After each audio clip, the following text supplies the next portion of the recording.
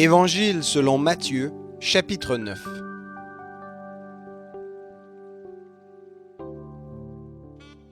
Jésus monta dans une barque, traversa la mer et se rendit dans sa ville.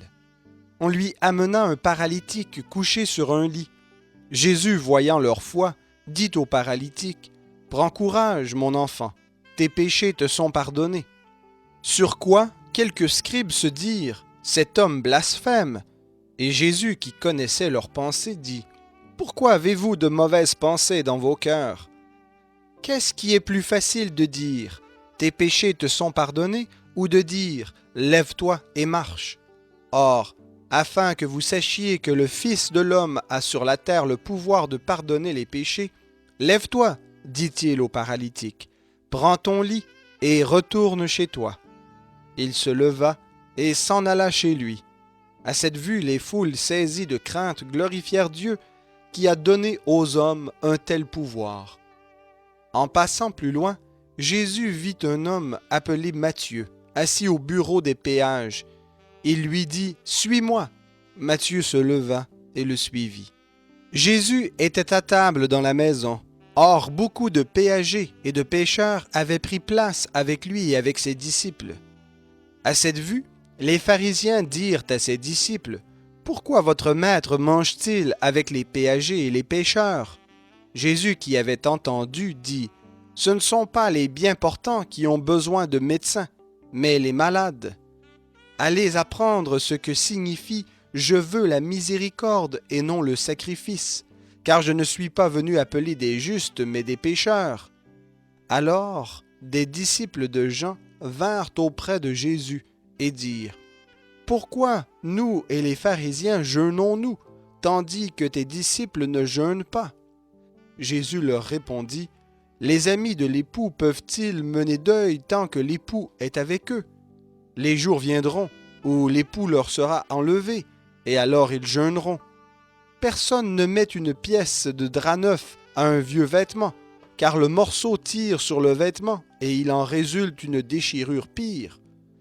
On ne met pas non plus du vin nouveau dans de vieilles outres, autrement les outres se rompent, le vin se répand, et les outres sont perdues.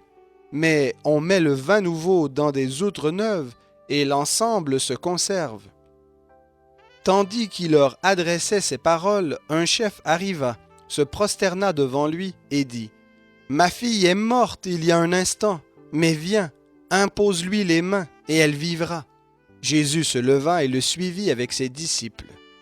Et voici qu'une femme atteinte d'une perte de sang depuis 12 ans s'approcha par derrière et toucha la frange de son vêtement, car elle se disait, « Si je puis seulement toucher son vêtement, je serai guérie. » Jésus se retourna et dit en la voyant, « Prends courage, ma fille, ta foi t'a guérie. » Et cette femme fut guérie à l'heure même.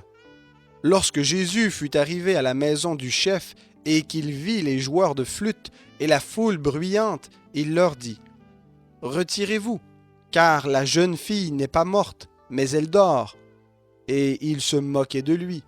Quand la foule eut été renvoyée, il entra, saisit la jeune fille par la main, et la jeune fille se leva. Le bruit s'en répandit dans toute la contrée.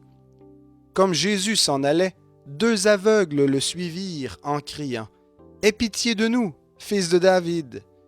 À son arrivée à la maison, les aveugles s'approchèrent de lui, et Jésus leur dit, « Croyez-vous que je puisse faire cela? » « Oui, Seigneur, lui répondirent-ils.